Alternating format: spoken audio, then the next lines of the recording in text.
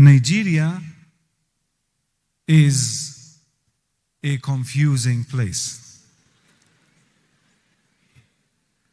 I said that yesterday, and I'm still standing by what I said. Now, I've been learning other stuff about your culture, and what struck me the most is the usage of the English. When you smash the English language together with your own local language. So I wanna try that with you and see if I got it right or wrong, okay? Are you with me? So there's one thing that I heard a lot is a big.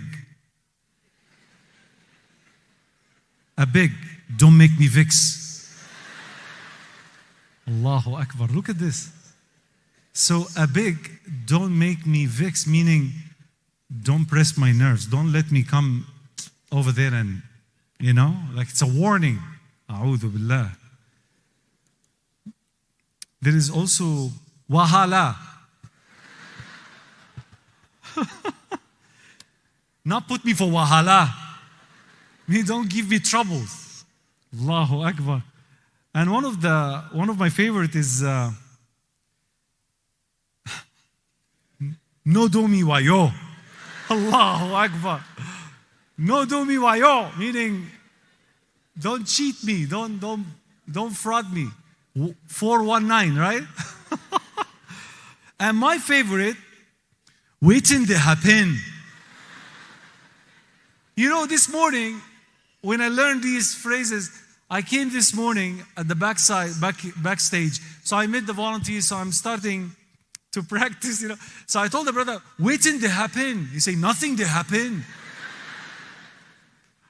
And then a little while later, another brother came and I say, waiting to happen. He say, better they happen. Like the responses are there also. I feel like Nigerians have intention. That's my theory, wallahi. I feel like they intentionally have messed up the English language to get back at the British. I believe that the original intended plan was that since they have colonized us, then when, inshallah, when we colonize England, they will not understand us. It will be like a code language. Oh.